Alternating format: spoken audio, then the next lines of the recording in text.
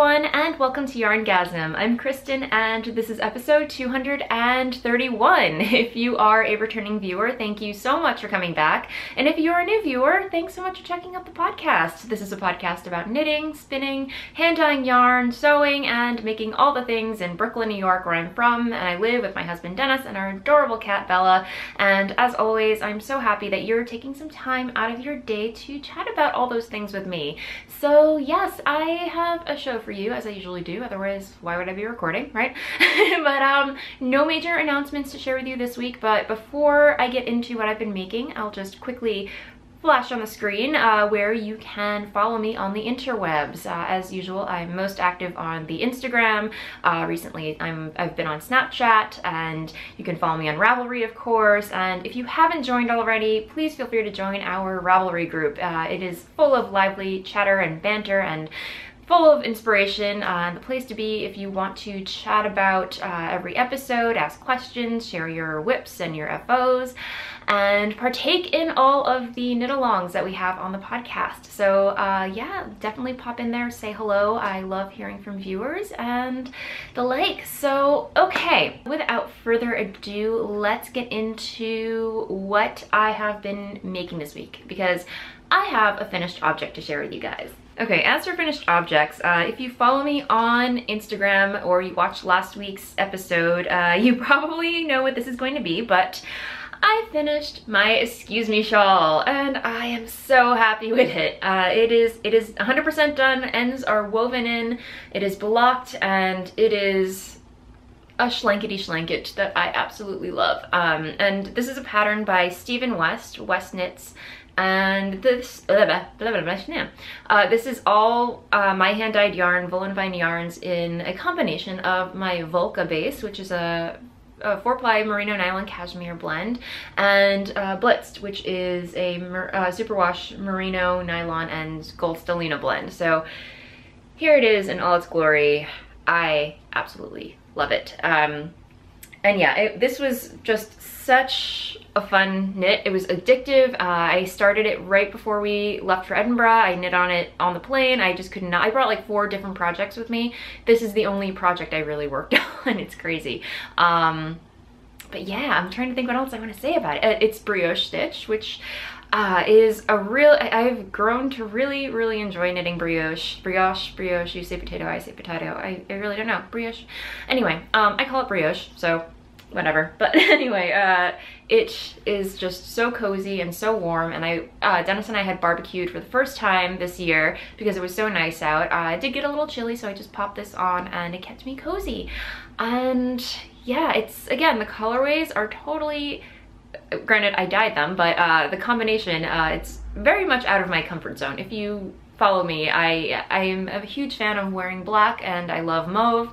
I'm obsessed with the color mauve, and that's generally all I wear: black, gray, mauve, sometimes green. But this just makes my heart sing so much. I love it. So now that I've been waxing poetic about this project, yeah, you can see that I've used a combination, again, of my hand-dyed yarns. It's I used Goth Day Cake, then I used some Fig Bash and some Last Unicorn, and some Prickly Pear on the back, the contrasting colors. Whoops, can you, let's see, now, am I showing you the right side? Yeah. Wow, you can actually see the other side. But yeah, you can see I used Grim for the main contrasting color on the back, and then I used Prickly Pear, which is a shaded hot pink colorway, just to kind of stripe it in there. So yeah, well, this was a super fun project. This is not without quite a few mistakes, actually. Again, I'm fairly new to brioche, knitting brioche, and I've come to really enjoy it, and I want to knit all the brioche now, but like weaving in the ends, and then there are a couple of little mistakes in here that if you really look at it, it's not the neatest job of, you know, switching colorways and just transitioning between colorways, but you know what, I love this. It's, oh gosh, words cannot describe. Anyway, so yes, it's done, and I love it, and it's so squishy, and I want to knit. I could knit another one. I could really knit another one, but oh yeah, here's another mistake that I made. I don't know if you can see that. Whoopsies. What's that? What the heck is that? I have no idea, but yeah, anyway, it's there and I love it all the more. I'm gonna move along to another project that I cast on, a new cast on, because once you finish knitting one Stephen West shawl, it only makes sense to cast on another Stephen West shawl. This is my new motto apparently. I don't know, but yeah, last week I talked about wanting to knit an eyeball shawl, also by Stephen West, and I saw Karen Posniak from Do You Knit and Christy Glass. They both had knit an eyeball shawl, and I don't know why. It's again another pattern that that's totally out of my comfort zone, but for some reason it got in my head that I really wanted to knit one of these. It looked so fun, and yeah, and I had these 3 colorways sitting next to each other that I was like, it would just make such a really pretty eyeball shawl and a fun knit. So I took one photo of it, of the cast on last week, and I posted it to Instagram, but here's where I am. And I am loving it. So far, it's pretty much just like knitting a pie shawl. Just going around and around, increasing as you go, and super simple so far. The cast on, I will say, is a little fiddly because I used some DPNs to do, oh goodness, what is it? Something matte. It's not Julie's or Judy's magic cast on or anything, but it's, or stretchy bind off. It's the one where you use a crochet hook. I will post it in the down bar below because it totally escapes me. But yeah, as casting on something in the round using like about 8 stitches it's always going to be a little fiddly, but once you get past that point, it's a breeze. So eventually I did transition over to a circular needle, and I am using Hiya Sharps, of course, my favorite, US size 5 as the pattern calls for, which is a 3.75 millimeter needle. And yeah, I am using for the iris, I am using Skinny Dipping Yarns in her skinny, merino singles, superwash merino single ply base in the Space Pants colorway. Try saying that. Space Pants. I guess it's not really a tongue twister, but anyway, for a second it was. Anyway, so for the iris, I'm using Space Pants by Skinny Dipping. And then for the iris, I'm using Skinny Dipping Yarns in her Olives colorway. And I'm prepared this week, you guys. I have her tag in the project bag. So this is her label, and yeah, it's a merino single, 100% superwash merino wool, and yeah, I love it. I love all of her colorways. Christine is just like a hand-dyeing genius. She's as awesome as her colorways are. She's as awesome in person as her colorways are, I'll just say that. And then for the sclera, which is a new to me word, I've been calling it the white of the eye, but yeah, science says that the white of the eye is actually called the sclera. So the more you know, cue shooting star. So I'm in rare form again today, guys. I have had my caffeine, I'm bright-eyed and bushy-tailed. I'm in total podcast mode today. So anyway, that's always good, right? So yeah, okay, so for the sclera, I am going to be using La Bien Amie in her, again, merino singles colorway in Gateway Purple. And a lovely, kind viewer had informed me that if you're going to knit this pattern and you want to use this yarn, or whatever colorway you have in mind or yarn you have in mind to knit the sclera, you are going to want a second skein. And it did not dawn on me to double check the yardage for that. So I hopped on the interwebs like you do and panic ordered another skein of this. And it turns out there's only one website that sells La Bien Amie, and of course they're based in Finland. And thankfully they ship to the US. So, and they had it in stock. So I panic ordered. Can you even call it panic ordering? I guess you can, but I ordered another skein of it, so it's on its way. It's on its way to me. But the cool thing about this website, and again, I'm totally blanking on the website. I'll pop it in the down bar. But you can also purchase Tuku wool there, which is another really awesome yarn company that I learned about when I went to the Edinburgh Yarn Festival. So really beautiful, gorgeous yarns. I believe this website is, it's an online yarn shop, but they do sell La Bien Amie. They sell hedgehog fibers, Tuku wool, and a plethora of other yarn brands. So definitely check them out. And again, they do ship to the US, so it's definitely a good source if you want to get your grubby knitty hands on on some hard to find yarn. So I will pop that in the show notes as well. But yeah, so this is going to be the sclera, my eyeball shawl, and I'm very happy with the way it's turning out.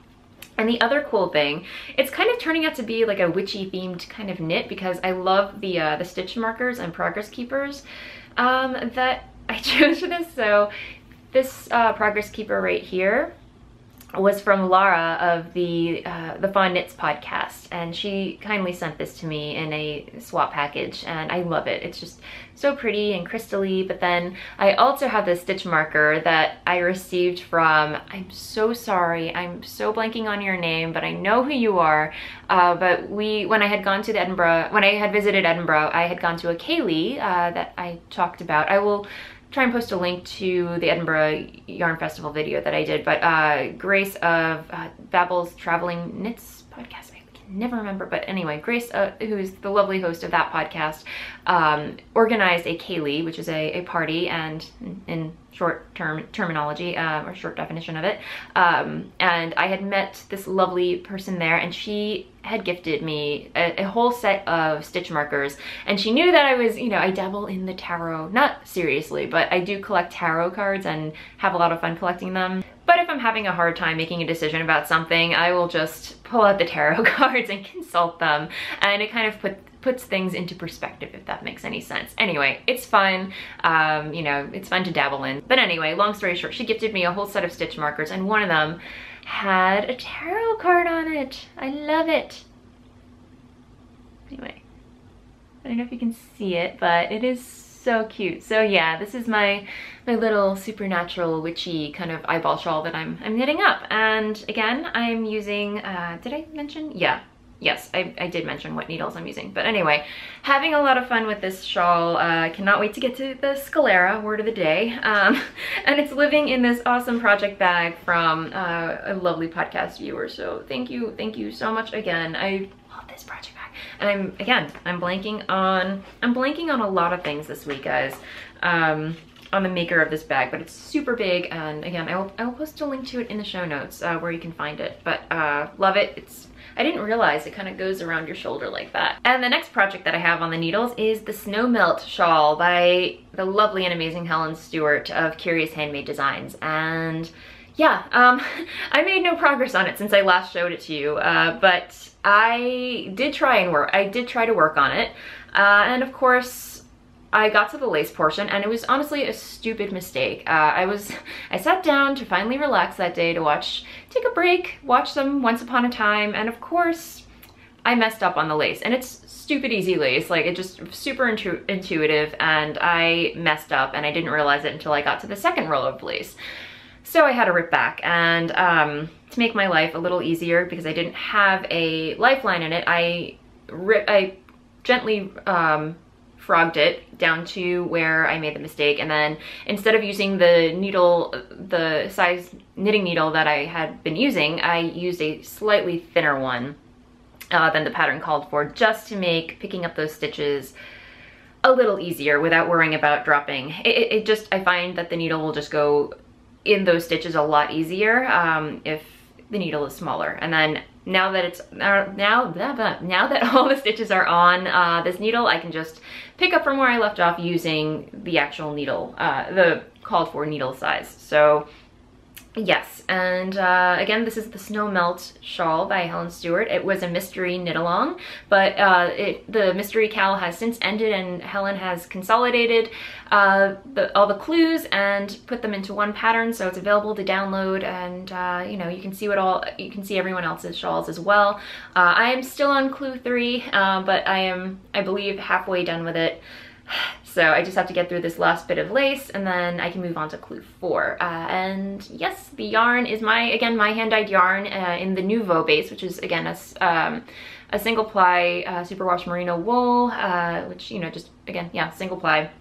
And the main color that I'm using is Poe, which is just a lovely shaded light gray, and then a free swim colorway that I dyed up in Aphrodisiac, and then one of my recent club colorways in Moonburn. And this will become a repeatable colorway after 3 months after the yarn club ends, so you can look forward to that if you have been waiting.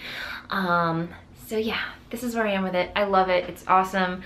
And speaking of Helen Stewart, I am hosting a knit along that's currently underway. It's the Helen Stewart, I'm officially calling it the Curious Handmade Along. It's over in the YarnGasm Ravelry group. If you would like to join in, it's fairly simple. Just knit any Helen Stewart pattern that you would like to, and pop your FOs in the FO thread and enter to win prizes. And speaking of which, prizes, Helen, who is amazing and wonderful and super kind and generous, caught wind that I was hosting this knit along, and has generously offered up 3 codes, not 1, not 2, but 3 promo codes as giveaways for her upcoming Shawl Society 2 club, which, you guys, if you are not familiar with their patterns, definitely check out Shawl Society 1, the first one, where every month you will receive, I have to check the details, but every month, I believe it's, I want to say, I could be totally wrong, 6 months, I believe. Every month you will receive a new shawl pattern. And you guys, my arm needed no twisting. She posted about it on Instagram when you could sign up, like, pre-sign up for the club, and I just flew to Ravelry and signed up for it, and I cannot wait for the first installment. So definitely check out Shawl Society 2 and other patterns by Helen Stewart and Curious Handmade Designs, and because yeah, her patterns are just absolutely beautiful, some of my favorites, and I'm having so much fun knitting them. And yeah, so I guess because we have 3 giveaways, I will go ahead and create a thread in the YarnGasm Ravelry group, and whoever is interested in receiving a subscription to the Shawl Society 2, just leave a comment. I will leave a prompt in there for you to answer. And every week for the next 3 weeks, I will just at random choose a winner and gift you a promo code to the Shawl Society 2. So thank you so much, Helen. It is truly generous of you. And yeah, and she also is sending me a kit for her Apple Blossom socks, her Apple Blossom socks kit. So that will be coming in the mail soon, and yeah, she's awesome. You're awesome, Helen. Thank you so much. And speaking of the Apple Blossom socks, I am still working on mine. I did not make any progress on them, but loving them nonetheless. I am at the point where I'm going to knit the heels and then proceed from there. And yes, this is what they look like. If you stretch them out, it has this lovely lace pattern. And I would liken this to, if you're not a fan of knitting patterned socks, I will say, if you are familiar with the Mercury socks, which is a super lovely, again, lace pattern by Kim Drotar, pattern that I've knit twice, or I'm still knitting the second pair, but they will get done soon. But it's just a very super intuitive lace knit. So these are just, I just had to look at the pattern once or twice, and then I got the hang of it. And these are, when I have time to work on them, they just fly off the needles. And again, I'm knitting them concurrently, meaning I knit one cuff, then I knit the other cuff, and then I knit one leg and then the other leg, so on and so forth. And it just makes my sock knitting fly, and I don't have to worry about second sock syndrome. So yes, and that is where I am with that. As for sewing, as you probably gathered, if you watched last week's podcast, you probably gathered that I am wearing what I've recently sewed. Sewn? What I've recently sewn. Grammar police is gonna come after me, I don't know. But yeah, so I purchased this fabric from fabric.com. It is jersey, and I was inspired to purchase it because I had been watching Squirrel Pie Productions, hosted by Tommy, who you should totally check out her podcast. She's awesome and lovely and absolutely inspiring. Case in point, she had sewn an Agnes top using the same exact fabric, and I could not stop myself. I just paused the episode and went on to fabric.com and proceeded to buy all the jersey, including this fabric in the same color that she had made her shirt out of, and then I also bought it in in teal because you guys, I don't know if you can see, but they're bats. Bats. I love bats. So, okay, just a little backstory. I showed off a dress that I wear a lot. It's a jersey, simple t-shirty type of polka dot black dress with white polka dots on it, and I wear the living daylights out of this dress, and I wanted to make more. So I hopped on over to McCall's and they were having a sale, so I purchased some patterns like you do, and this one caught my eye. It had the same exact shape of the dress that I had wanted to replicate, and I had my eye on this one. I don't know if you can see. I had my eye on this one because it had the same scoop neck and cap sleeves. You know, you can see the other ones have different variations, but I kind of wanted to do a cross between this skirt because it's a little shorter with this top. So, you know, pretty much same dress. And when it arrived, I pulled it out, read the directions, and what I didn't realize was that this pattern actually calls for an elastic waist, which I'm not too crazy about. The dress that I had wanted to replicate does not have an elastic waist at all. It's just very simple, very straight, flat. It's a simple flat skater skirt. So I was all set to just kind of hunker down and do some alterations because I did research this pattern online, and there are some people that there aren't any like specific directions on how to alter this pattern if you don't want a waistband or an elastic waistband, but there is a way to do it.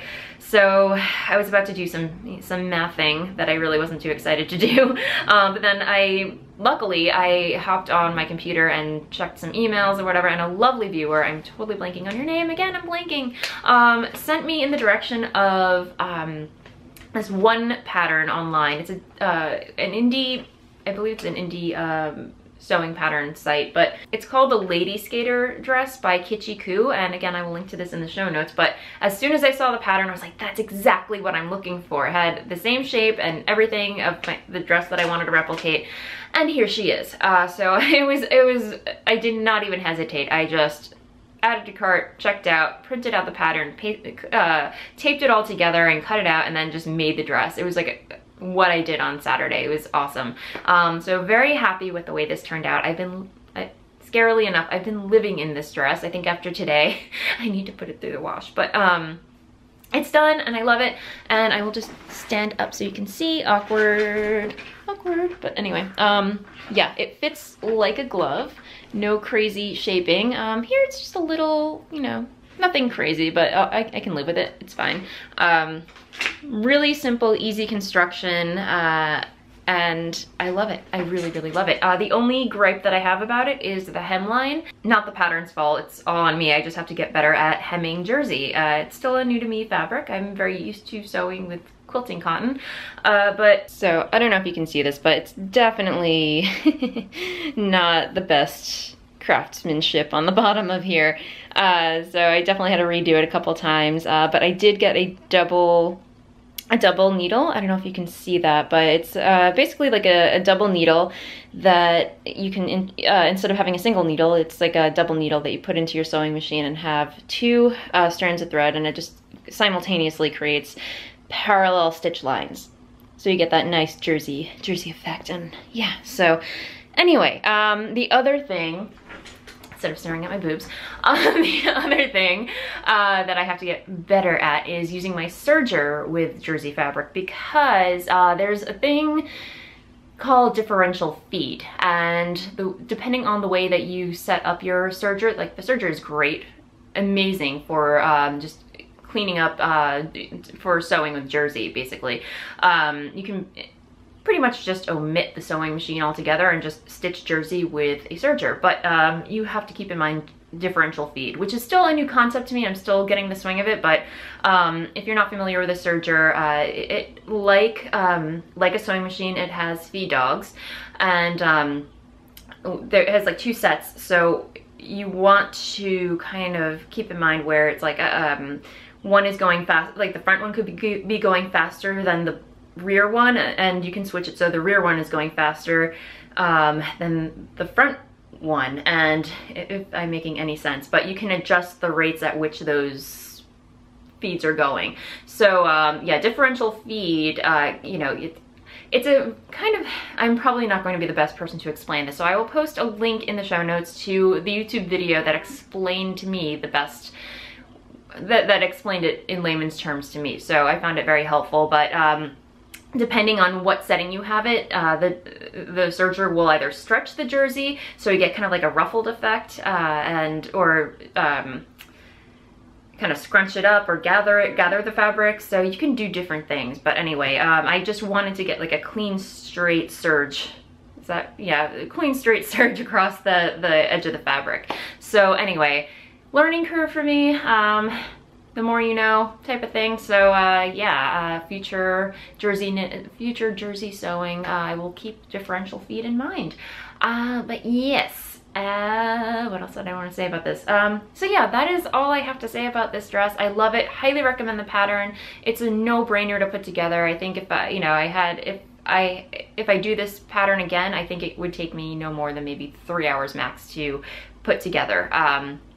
Because yeah, it doesn't require more than you shouldn't need more than 2 yards of fabric to make this. And yeah, I will be making a whole arsenal of these dresses going forward because it is super comfortable. I love living in it. And yeah, I need to make another one because I have to do laundry today. But anyway, yeah, thank you, Tommy, for the inspiration. I'm just so excited about this print. You have no idea. So yeah, but without further ado, let me share with you the other patterns that I purchased, because when McCall's is having a sale, I think generally their patterns go for like $11 or $12 US, but when they have a sale, they're like $2.80 or something, and it's just like a steal. So I ordered like 5 patterns. And this one had been on my radar for quite some time. It's a vintage pattern, but it's very 1940s-esque. And I would love a dress like this. I would love one, you know? It would just be beautiful. So I purchased it, and I think I have those shoes. And then I purchased this one. I'm kind of curious about why I chose this one, because I feel like I have something similar already, but I liked it. I don't know. And yeah, so it's just a simple basic princess seam line, and it's petite. And I received a question about petite patterns on Ravelry. Somebody asked me in the Ask Away thread, and yeah, I totally blanked. I totally forgot that McCall's, or the Big Five, they do offer petite pattern sizes. So I didn't realize that this was petite when I purchased it, but I am a generally petite person in general. Generally petite. Yeah, I'm pretty petite. I think they consider petite 5 feet 4 and under, and I believe I fall between 5 feet 4 inches, between like 5 feet 4 inches and 5 feet 5 inches. So my height fluctuates depending what I feel like that day. Anyway, so but yeah, I do enjoy sewing princess seams. So this would be like a really cute summer dress that I could whip up. Yeah, so there's that one. And then some of these are actually kind of, I'm like, why did I choose this? I don't know, I kind of like, this one's very hippy dippy in my opinion. I don't know if you can see that, but I fell in love with I saw this fabric on mood.com, and I almost purchased it because my phone case, it has the same exact print. Crazy, right? Anyway, I do like the shape of this dress. So I kind of want to make this, but with this type of belt. I don't know, so many things you could do. No. Okay, yeah. I do want to make this dress. Sorry. Maybe a little shorter, obviously, but I just love the sleeves on it, and it's very Cersei, very Game of Thrones Cersei. I don't know, I love that style. So there's that. And then this one, which fell on the floor. I really question my judgment sometimes, because I'm kind of... You guys are either gonna laugh, cry, I don't know what, but I think the thing that really caught my eye was the pin, were the pin tucks on this one. So if you can envision, yeah, it's very like pleasant peasant, if you will. But if you can envision this version right here with this kind of pin tuck detail. My cat's going crazy, I'm sorry. But yeah, I have never done pin tucks in my life before, and quite frankly, they intimidate me. I've, again, never done them in my life. I've always wanted to do it. I love the look of it. So maybe this will be a project for a rainy day when I feel like tackling pinstripes. So, cutie, what are you doing? So yeah, that is it for sewing. Lady Skater Dress by Kitschy. I will post a link to that in the show notes, but definitely check it out if you are interested in knitting a simple skater dress that you can chuck over a pair of leggings and call it a day, because that's what I usually do. So yeah, I'm gonna move along to Ask Away, which is a thread in the Ravelry group where you can ask me pretty much anything you like within reason, and I will do my best to answer it on the podcast, if not directly in that thread. But it's been a while since I had a segment for Ask Away, so I thought I would pull a question out of there for this week. Okay, so it's quite a long question, so bear with me, but we have a question from Contented Juniper on Ravelry, and she wants to know, or says, "Hi Kristen, I have been watching for a while now since you were in the apartment." Oh, the apartment, huh? Memories. I know that you were born and raised in Brooklyn. Well, yes I was. My dad was born and raised until he was 16 years old in Brooklyn as well, before moving up to Orange County. Now for my question. My dad had some words that he said that had a distinct difference to them that I used to call Brooklynese, like an accent. Like oil was pronounced Earl, etc. I don't notice you having that specific intonation and wonder if you took elocution lessons, or was it from a specific part of Brooklyn that he was raised, or something totally different. I hope this question isn't too personal, and I hope I've not offended you or Brooklynites, as I think you all rock. Aw, thank you. By the way, you have inspired me to dust off my sewing machine and give it a go again. Thank you for your sewing segments. So yay, I'm so glad that you pulled out your sewing machine and have taken to it again, and I cannot wait to see what you make. I hope you post about it in the thread, or share what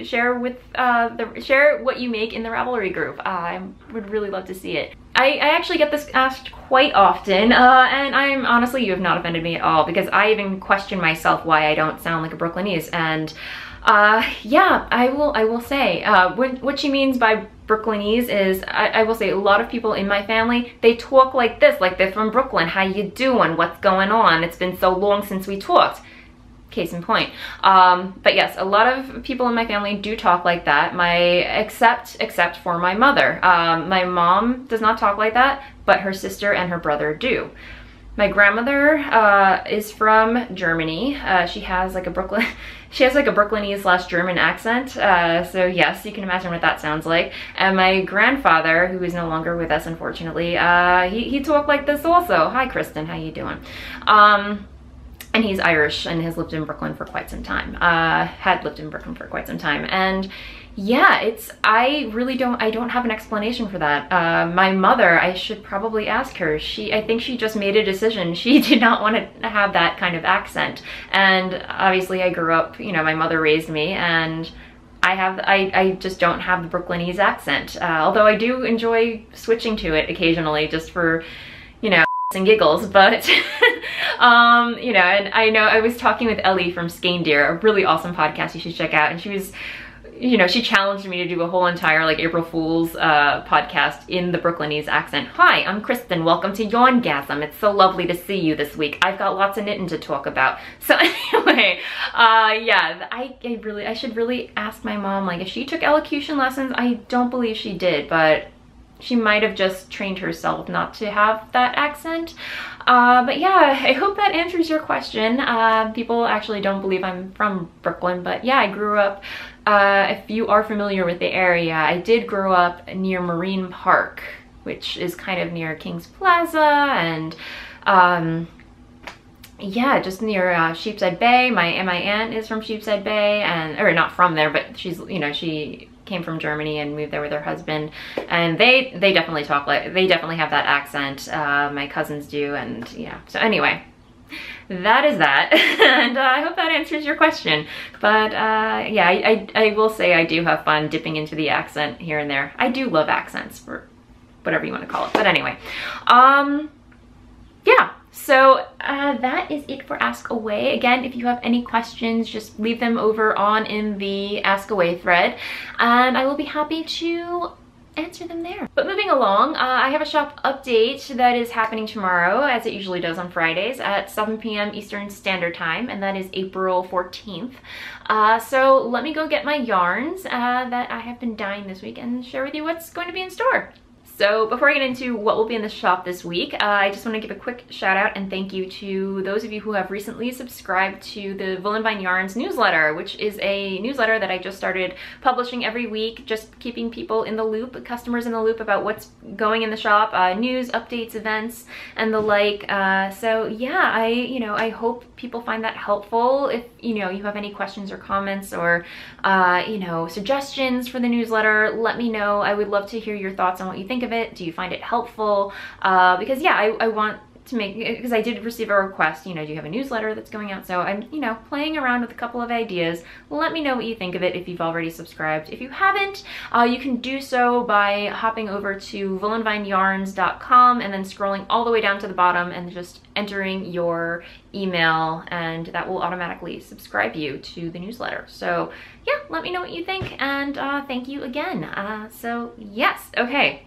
Shop update tomorrow, Friday, April 14th, 7 p.m. Eastern Standard Time. I hope you can make it. But here is what will be in the shop. Paranormal, which people seemed to love last week, so I brought it back. It is a regular now. Oh yeah, you guys. New labels. How exciting is that? Yeah, I've been toying with the idea of getting new labels for a while. I've been wanting to do it, but I wasn't sure if it, how well it would go over, but I've been wanting to do it, and I'm just like, you know what? Paint it black. Paint it black. So, new black labels. I love it. And one of my favorite things about it is on the other side, I got these fun markers. So instead of writing in regular ink, it's like this fun, like pastel color that just pops off the black. Anyway, I love these details, little details. It's all in the details. But anyway, loving the new labels. I hope you guys do too. I just really like how they make my colorways pop, if that makes any sense. Anyway, love it. Makes my gothy goth heart sing. So anyway, yeah, Paranormal will be back in the shop as a regular, and yeah, it's just got, really subtle hints of purple, mainly just gray, black, and neon green, yellow, with very subtle hints of purple speckles. So that will be back in the shop. Violet Star Galactica will be back in the shop. So very happy about that. And here it is on my Volca base, and this is it on Nouveau. And then I will have some more Not a Creature Was Stirring. For those of you not familiar, Mina Phillip of the Knitting Expat podcast, she has a sock pattern collection club out called the New York Sock Collection Club, which you can sign up for, and I believe every month you will receive a new sock pattern. And her most recent pattern that she released uses Voolenvine yarns in Not a Creature Was Stirring. So I have brought that. This is generally a holiday colorway, so I brought it back into the shop to celebrate her pattern release. So this will be, I think I'm going to make this a regular, so it won't just be a holiday pattern. So that'll be in the shop. And then I figured out the recipe for Yarn Pimp X, which was a colorway that I dyed specifically for my trunk show at Do You Knit, and I just decided to I decided to rename it because I feel like I don't know, it's my way of not wanting to step on any toes, because I know Karen Posniak just launched her own yarn line, which, oh my god, Karen, congratulations. The yarn is beautiful and awesome if you're watching this. But it's called Yarn Pimp, and yeah, I just decided, you know what, I'm gonna just not name it anything related to her line of yarn. So I just renamed it Hot Mess, because frankly, this is just a hot mess of colors and I love it. So, but yes, the spirit of Karen is still in here, guys. I promise you. But yeah, so very happy to have figured out the formula. It's a regular. Love it, love it, love it. So, yay!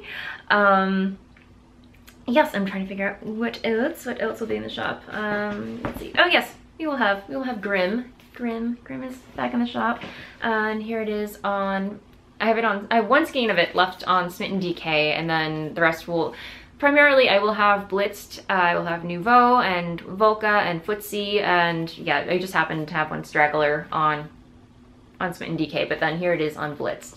And you guys, I'm gonna make a whole shawl out of this colorway in the Blitzed with some beads, toss some beads in there, and you've got yourself a really awesome goth shawl. Anyway, so yes, there's that. And then I have some free swims because I was creating a new colorway that I don't know if I can talk about it right now, but anyway, I won't talk about it now.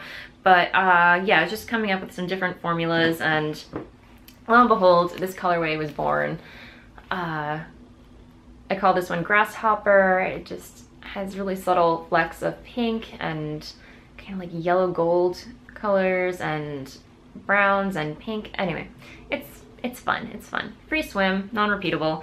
And then this one I'm calling Lemonade. I kind of like this. I don't know. I think I need to refine it just a little bit more, but I really love the color play that's happening here with the neon fluorescent yellow, and I'm really getting into neons these days, guys. I'm loving it. I'm hopping on the neon bandwagon. It's just so fun. Again, this one, which I call Beachy Keen.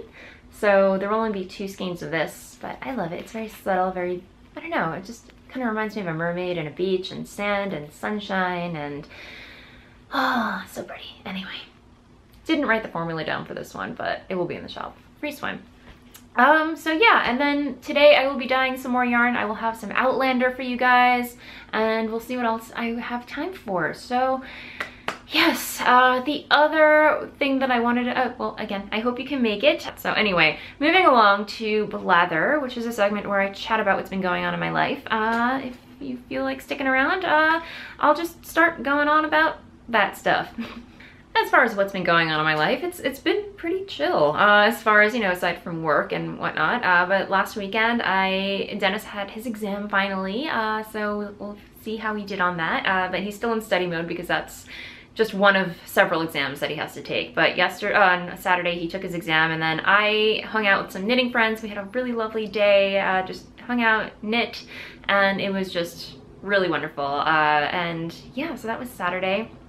And then Sunday, I had dinner with my parents. We drove up to meet them, so that was nice. And then, yeah, I pretty much just crafted that whole weekend. I got my dress done, did some sewing, and yeah, yeah, the week itself has just been busy and hectic as usual. Last night, Dennis and I we met up with some friends. It was one of Dennis's friends' birthdays, so yeah, we had a drink. I made dinner before we left. I made some jerk chicken and some asparagus with some rice, and it's very, very nice. So yeah, I'm trying to think what else. Oh yeah, that is what I wanted to talk about. Jilly from the Knitting Broomstick podcast, who is a podcast that I absolutely love. Jilly is amazing. If you haven't checked out her podcast, oh my gosh, you guys, she has one of the best personalities ever. Like every time I watch her podcast, it puts like the biggest smile on my face, and my day has been made.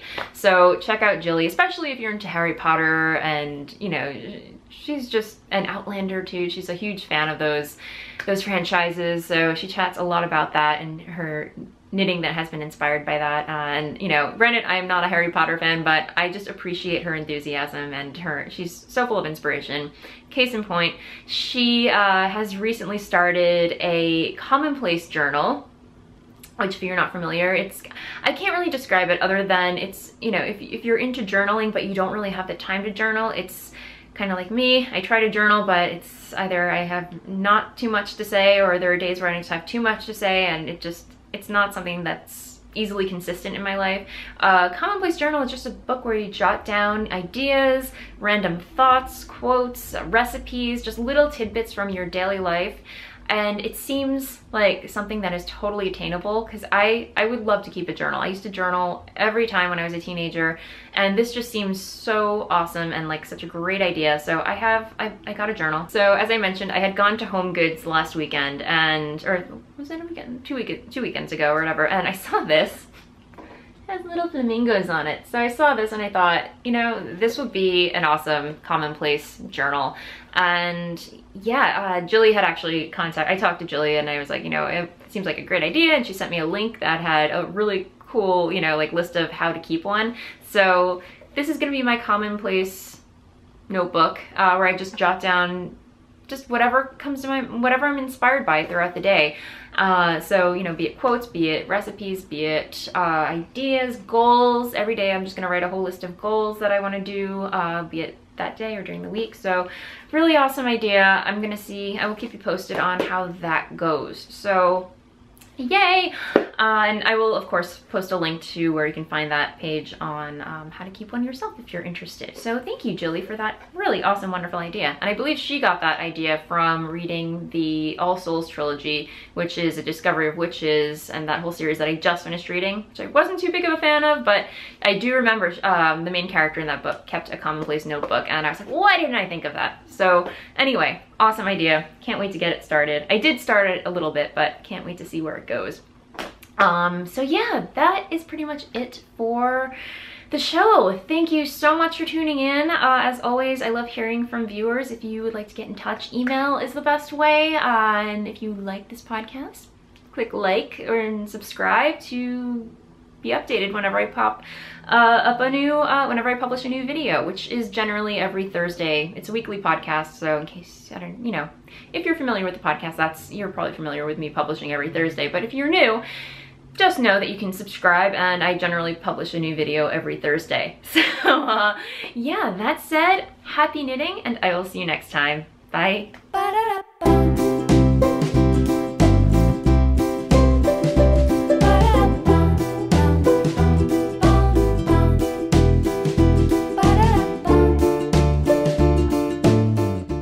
Kitty, Kitty, say hi. Say hi, Kitty. Kitty, say hi. Come say hi. Say hi, Kitty.